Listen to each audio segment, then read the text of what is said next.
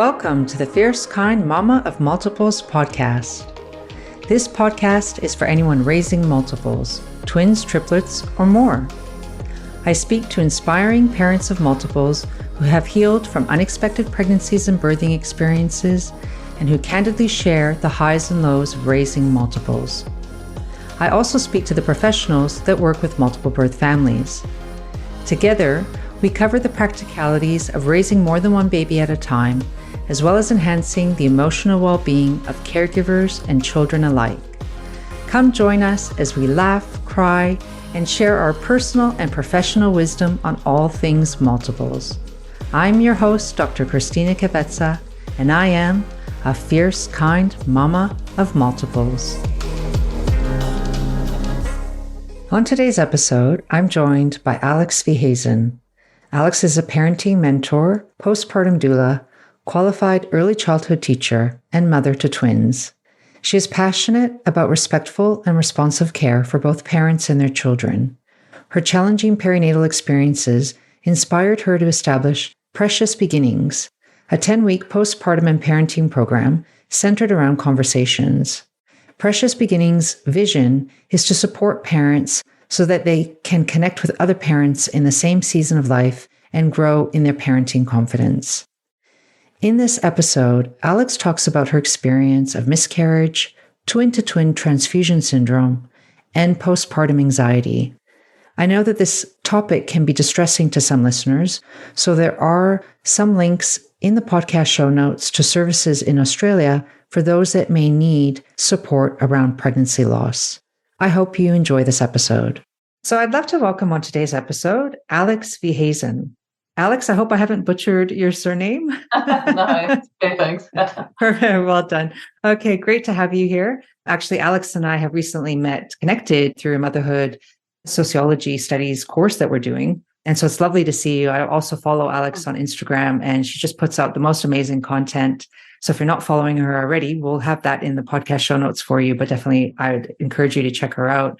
So Alex, why don't we just begin by you telling us a bit about yourself and your multiple birth journey? So I'm living in Wanaka in New Zealand. So that's in a southern kind of alpine tourist town here. So currently it's winter and it's almost winter and it's cold now. And we've been living here since 2015. So we moved here when my twins were 1.5. And so 8 years now. But yes, I'm a mother to identical twin boys, Max and Elliot, and they're 9.5 now. And yeah, before I became a mother, I was a nanny, and I nannied for about 5 years before becoming a qualified early childhood teacher. So I started teaching in 2008, and I had a variety of different types of roles in early childhood, and I really loved the texture of that role and working with families and parents. And in 2020, I think like a lot of us started to reflect on what I wanted to do long term. And at this stage, my children were about 6.5 when I started to really reflect on what I wanted to do with my life. And so I trained to be a postpartum doula. And so I started working locally doing postpartum doula work.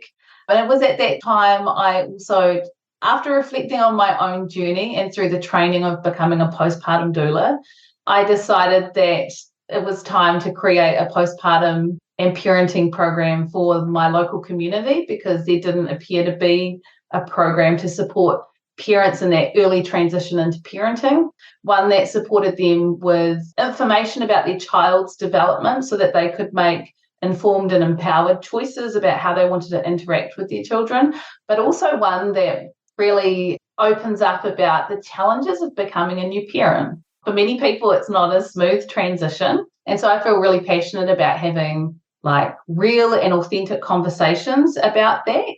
And so, yeah, that's what I've been doing. But yeah, I never expected to be a twin parent. That is for sure. I can tell you right now. Well, I think from when I was about 22, I knew I wanted to be a mother. And then working with children, I knew that I did not want to be a mother of multiples because I saw how hard those parents parented. And I thought, that doesn't really suit my agenda for my life. And so when me and my husband started to consider starting a family, that was something that we'd often talk about, like, oh, I'd hate to have twins. What a nightmare. I was that person. I was literally that person. And so I never expected to be ever pregnant with twins. Just after my 29th birthday, we started trying for a family, and I got pregnant very quickly. Unfortunately, we miscarried that pregnancy at around 10 and a half weeks. And that was a sad time for me. Like, it was a very wanted pregnancy, and there was part of me that kind of knew something was off. So I was in some ways not surprised I miscarried, but in another way, it was also very, very sad because I wanted pregnancy, but I did not have the skills to articulate that sadness. And so I just kind of, I guess, I rationalized it and was like, well, this happens to 1 in 4 pregnancies, so you've just got to get on with it. This is not unusual. You're not special. Just get on with life. And so I did. And I did a 100-day Chinese cleanse. And lo and behold, following month, I found out I was pregnant. I found out I was pregnant really early, probably no more than 3 weeks along, I would say. And I remember taking that pregnancy test just before I went off to my 8 o'clock shift at work. And I just went past my husband because he starts later. And I just said, oh, I'm pregnant. And he went, okay, cool. And we didn't really talk about it much after that, because I guess we were a little bit reserved about, we'd experienced a loss, so we didn't want to get our hopes up. And you know what? I had no morning sickness. I had none of the twin symptoms. I must have been about 7 weeks along, and I was talking to a parent at work who was a twin parent. And I said to her, as she's wrangling her twins out of the daycare, I said, what was it like for you to find out you were having twins? And she said, oh, I was devastated, because she had a singleton and then she went on to have a twin pregnancy. And she said they'd just recovered financially from having one. She'd just received a promotion at work that she was really happy with. And so finding out she was having twins was a real shock, and it took a while for her to process.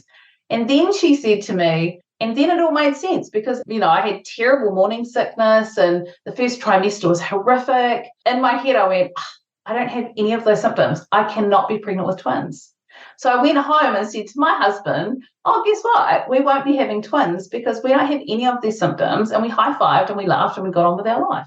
And so you can imagine at the 8-week scan, when, the sonographer says, we always have to check for more than one babies in this scan. So here's baby A and here's baby B. And I was like, excuse me? Like, what? And my husband's jaw was pretty much on the ground, and he didn't say anything. He was just really silent. It was quite funny. And so, the remainder of kind of that 12-week, that first trimester was really a breeze. I was like, whoa, I'm amazing. I'm carrying twins. I forget that I'm pregnant half the time. And when we go out to dinner, I'll order a beer. And then I remember, no, you shouldn't be drinking. You're pregnant. And I just felt really, really blessed. Like, I was just having this easy pregnancy. Like, how great is this after our first loss? But things were about to take a really sudden turn. And I guess I was not prepared for it at all, because I had a false sense of security in the first trimester. It was at our 12-week scan that they confirmed that we were carrying identical twins, so MCDA twins. So that's essentially the twins have their own separate sac, but they share one placenta. And so, of course, I was like, oh, cool, identical twins. I went and I did all the research about them, because I love facts and figures and researching. I like to know what I'm in for. And so I knew that there was a potential possibility that things could get complicated. However, I thought, probably not me. I've had a fairly simple first trimester. And so that was great. But it was around the 13-week mark where I just started to feel off, and I felt really bloated, like just this intensity in my tummy, and like I would ache, like I had sciatic pain, and small tasks, physical tasks, I'd get really tired. So I went from being very active at the time of my work, I was in a leadership role. So it was, there was a lot of things to be managing. And all of a sudden I had no energy. And all of a sudden I was in pain. And all of a sudden just putting my shoes on was difficult. I talked to like my obstetrician and like my midwife and my acupuncturist, who are all wonderful people. But they said, oh, well, this is a twin pregnancy. This is basically, it's all downhill from here. And I remember, in so many words, in nice ways, kind of like you're carrying two. And I just thought, oh my word, how on earth am I going to get to 35 weeks? Like I've just cracked 13. Like I want to try and work to maybe 30 weeks if I can. And anyway, so got on with life and just had to keep telling, suck it up, Alex. This is just what it is now. And it was with identical twin pregnancies, they have the fortnightly scans from 16 weeks along. And as I told you, I'm a researcher. I like to know what's happening, especially when it's in regard to my body. I like to be really informed. And as soon as they started the first fortnightly scan at 16 weeks, I could see something was wrong. And I turned to the sonographer because she was kind of getting more and more silent. She was chatty at the beginning because I'm a chatterbox and she was chatty, but that chatter kind of slowed down.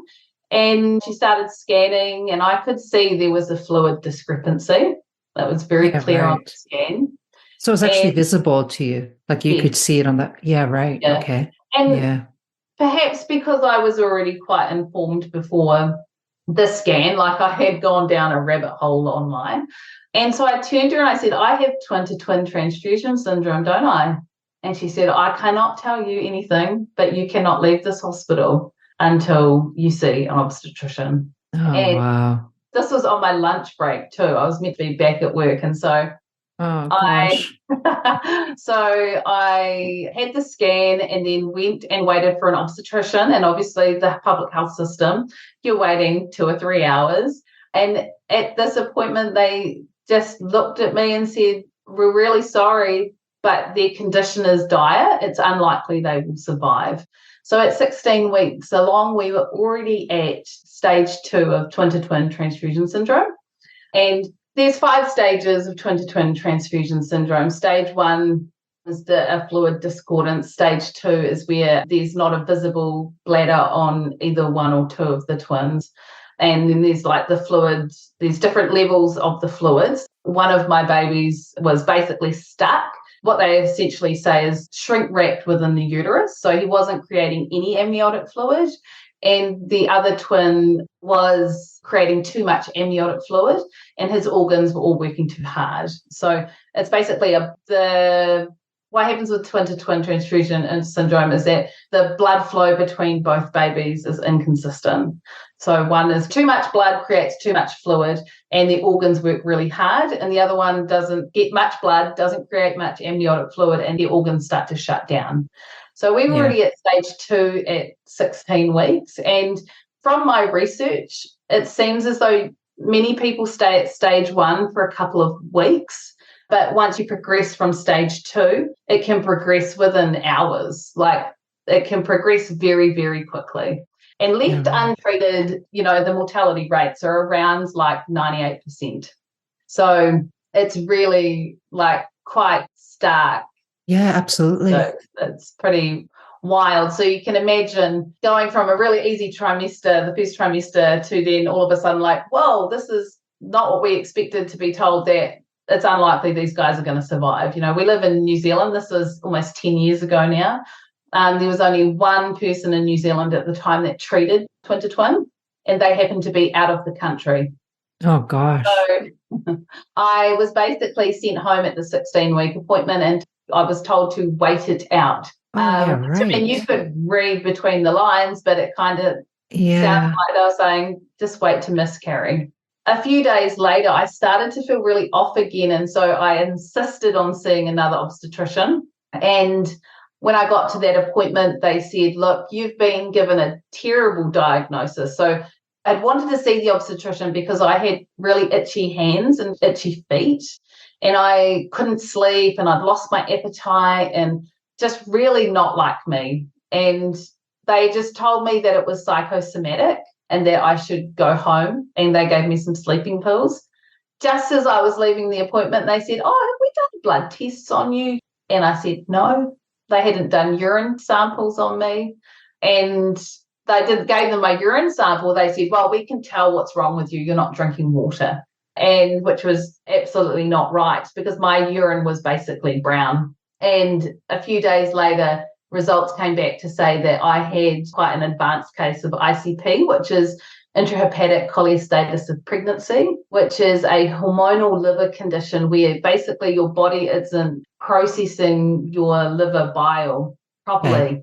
So you had both the twin-to-twin transfusion syndrome and the ICP at the same time. You were having this. Oh gosh. Okay. Yeah. So ICP as well, it's more prevalent in multiple births, but it normally doesn't show up till 32 weeks in gestation. Okay. So I had significant levels at 16 weeks. So ICP can cause stillbirth. It's not great for mum, but it affects the health of the babies as well. Okay. That was actually kind of a blessing in disguise, because then I got pushed to a more advanced hospital locally. And so at 17 weeks, when I went to my next appointment for an ultrasound, they discovered that I was now at stage 3 twin-to-twin transfusion syndrome, and that I needed to have fetal surgery within 48 hours. Otherwise, the boys would most likely pass away. So that was a real whirlwind, because, as I mentioned, the surgeon that was in New Zealand at the time was overseas. And so she wasn't available to do the surgery. So I then had to fly to Brisbane to Mater Hospital.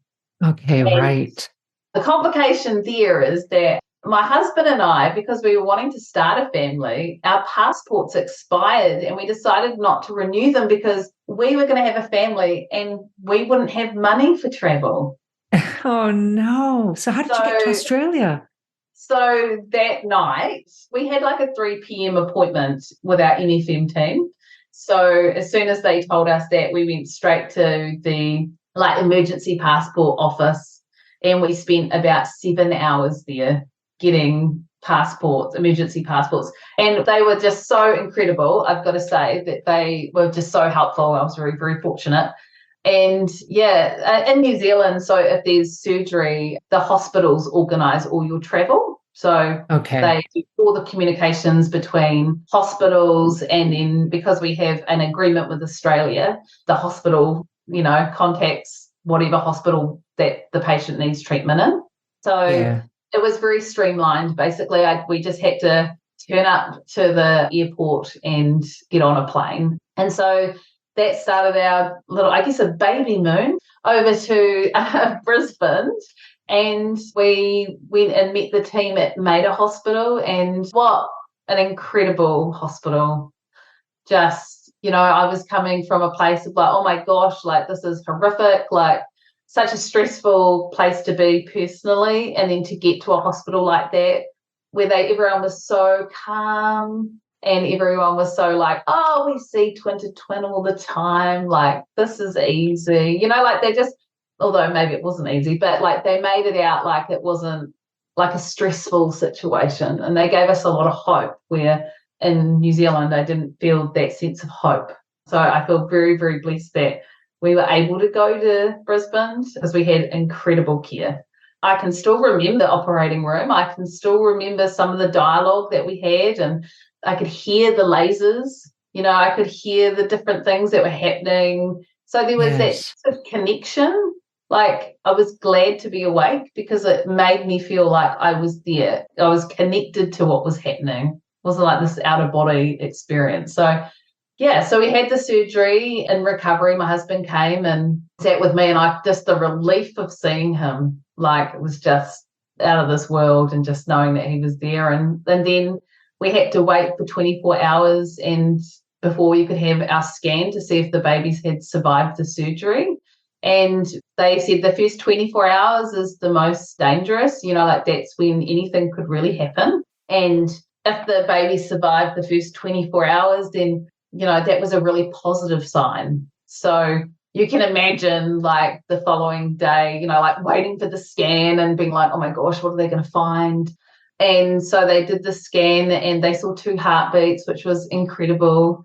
And we were so such a relief, such a relief. And we stayed at Mater Hospital for about 8 days, and then we flew home to New Zealand. And then I was on modified bed rest, which is for someone like me a difficult thing because you're just out of your normal routine. I'm normally doing stuff, catching up with people, and all of a sudden I was home on the couch with my dog, and that was really lonely. I remember trying not to think of my pregnancy because I didn't want to get my hopes up. And so there was a lot of the time where I didn't think about my boys because I think it was a self-preservation sort of type of thing. And so, yeah, we had lots of appointments, scans fortnightly, sometimes weekly. And that drive to the hospital, there was a real sense of anxiety because I never really knew what was going on. But I would hide that. I had that from my specialist. I had that from my husband. I think he sensed, obviously, that I was anxious, but I don't think he understood the level of my anxiety. And it was around, we'd been told that, the surgery would hopefully give us an additional 10 weeks on the pregnancy. So since we had the surgery at 17 weeks and 3 days, they hoped that we would get to around 27 weeks. And so I was hopeful, I was like, I could do this every day. The one piece of advice from the MFM nurse was just every day, just one day at a time. Every day is awesome. And I always remember thinking that was one day at a time. And then one morning, it was the morning of my baby shower. I was 25 weeks and 6 days. And I was so excited for my baby shower because a lot of people I hadn't been able to see throughout my pregnancy because I didn't have the emotional capacity or I couldn't get out to social things. And I was so excited. And my husband was out and I didn't go with him because I was like, I need my energy. I need to save it for the afternoon. I know it's going to be a big afternoon. So I slept in and then I remember going, I need to go to the toilet. And I got up and I had a big gush of fluid running down my legs. And I just thought, oh my gosh, no, this is not happening. This is 25 and 6. I am not 27 weeks. This is not cool. We rushed to the hospital and fortunately it wasn't my water. My waters had not broken. They weren't entirely sure why I was leaking amniotic fluid.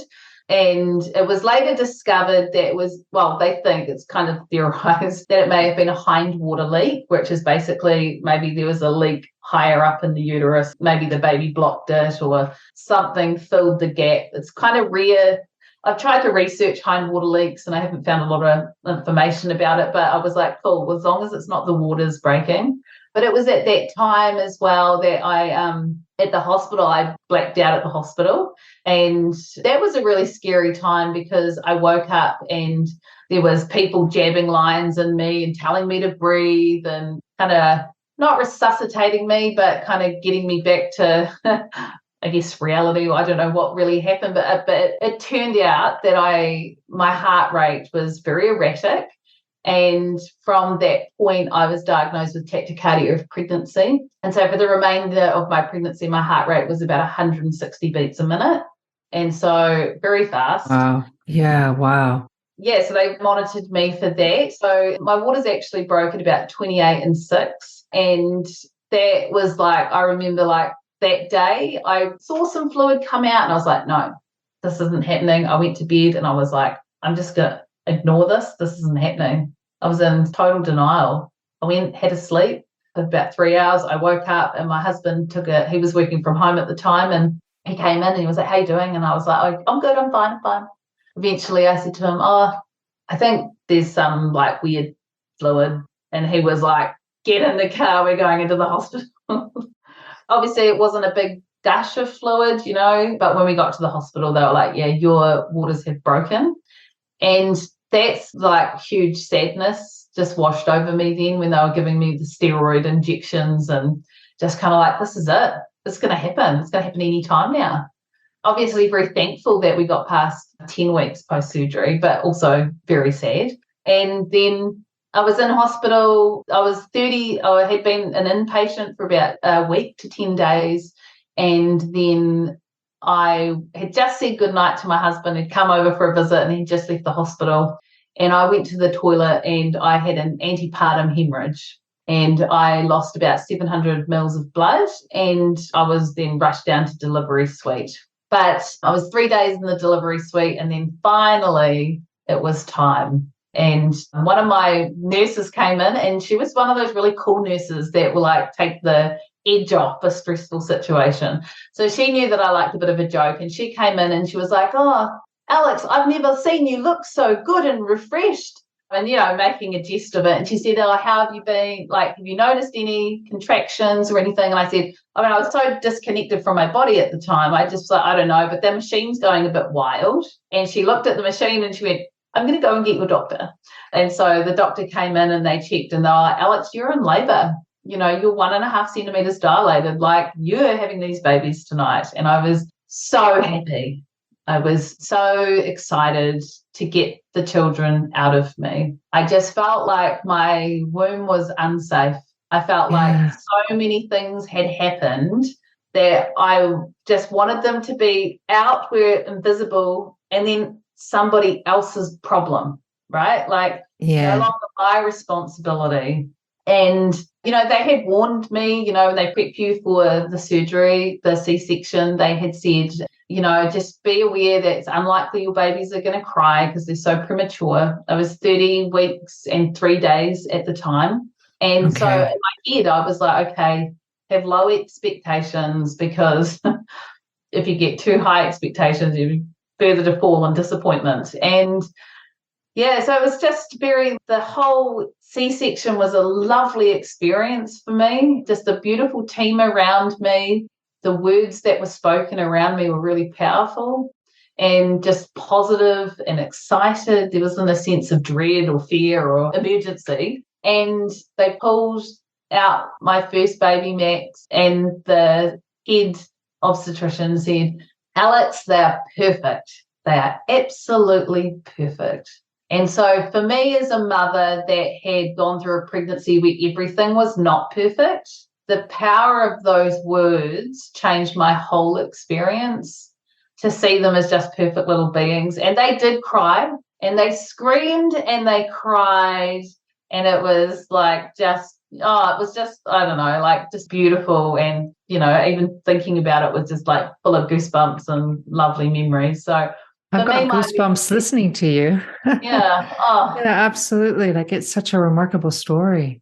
Yeah. One of my twins was born with amniotic banding syndrome, and essentially his arm was strangulated in the womb. And for some doctors may have seen that and panicked. It was really reassuring when people were saying, "Oh, he's perfect," even though he's got issues. But I'm just really thankful for my C-section experience and the people around me at the time. And it really emphasized to me, like, just how powerful words can be, powerful conversations around you and all those things. So, and that's when I became really emblazed and impassioned to support families and to have really real conversations.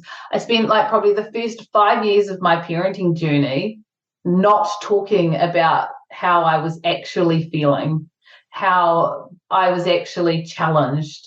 I wanted to appear like I had everything together, and that just was not the truth. And now I've flipped the whole other way, where I'm all about talking about my challenges.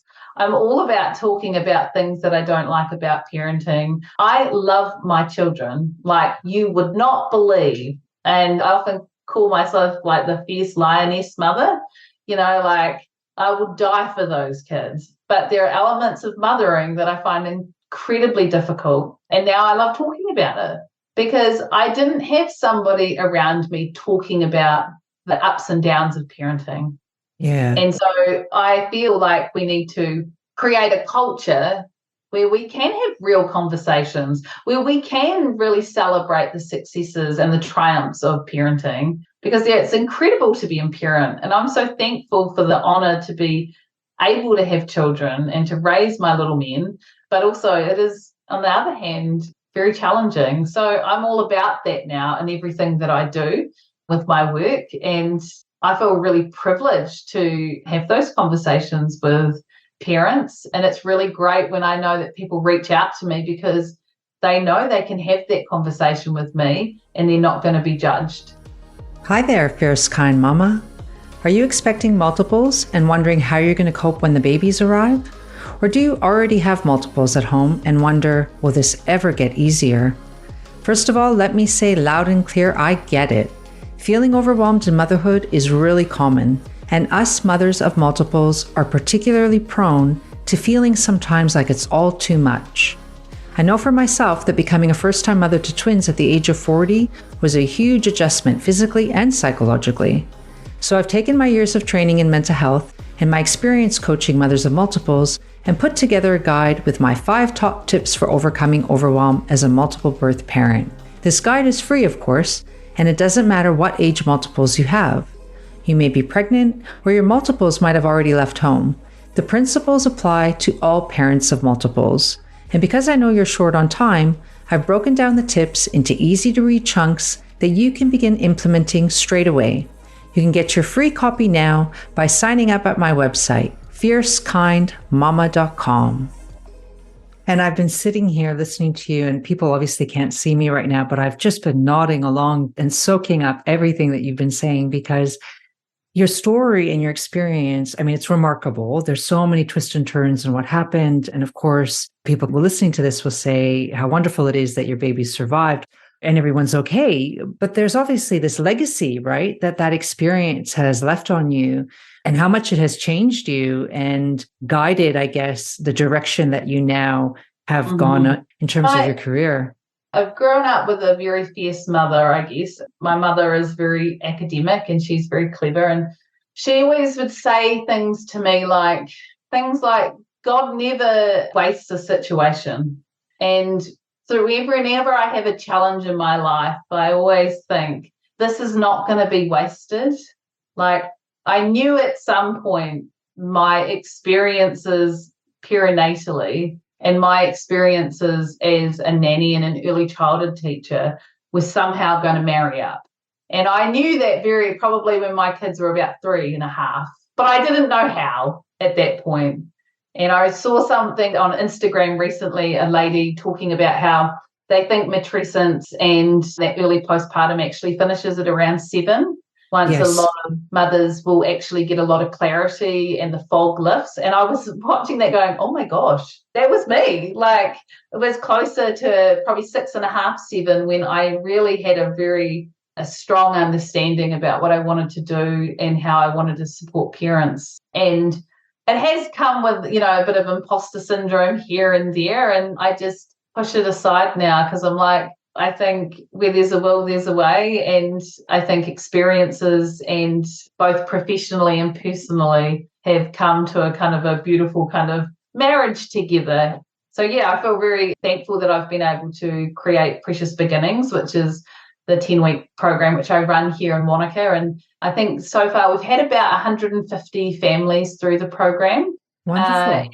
So that's really amazing. And now really focusing on my private practice as well. We're working with parents one-on-one, and also like running the Circle of Security parenting program, which I absolutely love running those programs because it's just such a great place to have really great conversations, honest and authentic conversations with parents. Lovely. I was talking with a parent recently, and she said, never voiced some of these things before. I've never really voiced that. I don't always like being a mum. Yeah, so it's just it's interesting that obviously lots of challenges, and I will assume going forth in my parenting journey, there will be more and more challenges. And so I'm thankful that now I'm in a position that when I encounter a challenge, which I have recently bringing with my children, that I know how to articulate those now. I know now to keep it within myself, but to seek out support. Yes. Yeah. And I think that's one of the themes that I feel like's been really highlighted in your message today is the power of words and conversations. And, you spoke about that a few times, and that helped you in your journey when people said certain things, but also the fact that opening up and speaking about the challenges has been really helpful. And now you've turned that you've parlayed that, so to speak, into a profession and helping other parents. There's only one time in my perinatal experience I actually remember somebody having a conversation with me, like a genuine conversation. And at the time, I wasn't ready to have that conversation because I was like, what? Like, what are they talking about? Like, do they think there's something wrong with me? There's nothing wrong with me. I'm fine. And I pushed that conversation aside. And upon reflection, I've realized that we can't just have one conversation. It's not just on our medical team or our midwife or our nurse, or it's on our entire culture from every aspect in our lives to be having those conversations, to have friends and families and sisters and brothers to initiate conversations with people who are struggling, to normalize it.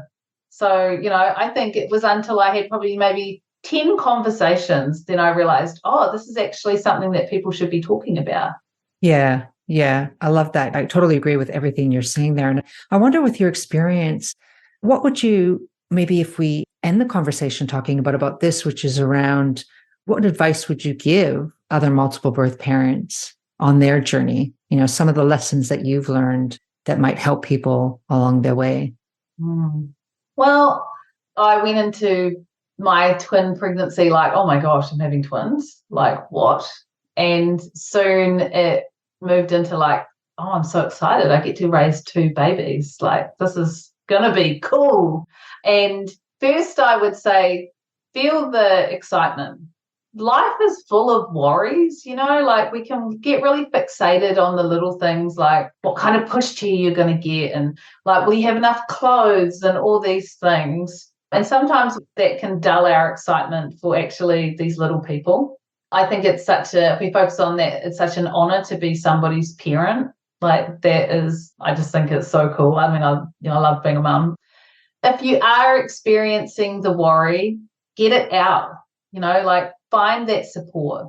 It's not on you to fix and remedy everything. A lot of the times when I felt worry, or I felt like I needed to find solutions for things, I didn't seek support from my husband. I didn't seek support from my family. So I would encourage anyone to organize your support before your children arrive. Plan for the worst. Over plan your support, because you can literally never have too much support, I don't believe. And it's not just the first 2 weeks, right? First 2 weeks of postpartum, I mean, there's a lot to navigate, and babies are fairly sleepy and things, but they wake up and, they can become colicky, and they go through leaps and developmental changes, and that can be really challenging. And so we really need to be planning long-term support. Who can you seek out when you need support? Who are those people in your lives that you can bring at any time of the day that can help you? And if you don't have those people, how can we organize support? Which organizations do we need to reach out to ensure that we are surrounded in support? I believe that raising children is a community responsibility. I think, we've internalized it as parents to be our problem, but actually it's a community thing. And so I just would encourage parents not to feel embarrassed to ask for help. I mean, I was doing a postpartum plan for a family a few months back, and we were organising a meal train. And I said, great, can you give me the contact details for your workmates? And she said, oh, no, I don't know them very well, so I'm not going to put them on the meal train. And I said, really? I know you probably think that they're not your close friends, but I bet you so many of them would love to put their name down to deliver you a meal. And you know what? They did. Yeah, and so we need to be aware that there are so many people out there that might be able to help in a little way that makes a big difference. Yeah. Yeah. That's a great tip. And I think, as you were speaking, I was thinking about, we don't know what we don't know, right? So we don't know what we need to prepare and plan for. And a lot of people that I meet anyway, who are having, especially those who are having multiples, will spend a lot of time researching, maybe what equipment they might need, and whether, should I have bassinets or put them in cots straight away? Should I get the double pram, the one that's side by side, and all of those kind of practical things, right? But I always tell people that what we're kind of overlooking is what you really need to prepare. Mm-hmm. And there's a lot of work that can be done before the babies arrive to actually prepare emotionally for that journey. Yeah. And I would say, touching on that, is you cannot underestimate the power of friendship with other multiple parents. Raising multiples is very, very different from singletons. And I've got lots of wonderful friends that have multiples now. And we have this understanding of each other because, navigating like the transition from cot to bed with toddlers is so hard. Like the twin escalation syndrome is a real thing. And the advice I got from my friends with singleton was well-meaning advice, just didn't work for my twins. And advice that I had got from experienced twin parents was so invaluable. And so I would say connect with your multiple birth clubs because there is just a wealth of information there and people know exactly where you've been. They know your pressure points and situation. And so I would say totally connect with multiple birth clubs and find friends because I have such wonderful twin mum friends now and I'm so thankful for them. Yeah, that's great advice. And absolutely, connecting with people who really truly understand the struggles and the demands of raising multiples can be huge. Thank you so much, Alex, for today. I know we could go on and keep talking. I love talking with you and hearing all of your wisdom. It's been wonderful. Thank you so much. Oh, thank you very much for having me here. It's great. Thanks for listening to today's episode. If you like what you've heard, then please follow and leave a review so that other expectant and current parents of multiples like yourself can find this podcast and the valuable information it contains. I'd be so very grateful if you left a review and shared this with anyone you think could benefit from listening. If you have a particular topic you'd like me to cover on this podcast, feel free to reach out to me via my website, fiercekindmama.com. New episodes are released every second Wednesday, so I'll see you back here real soon. Any advice and information in this podcast is general only and has been prepared without taking into account your particular circumstances and needs. For tailored, individualized advice, please consult with a qualified professional.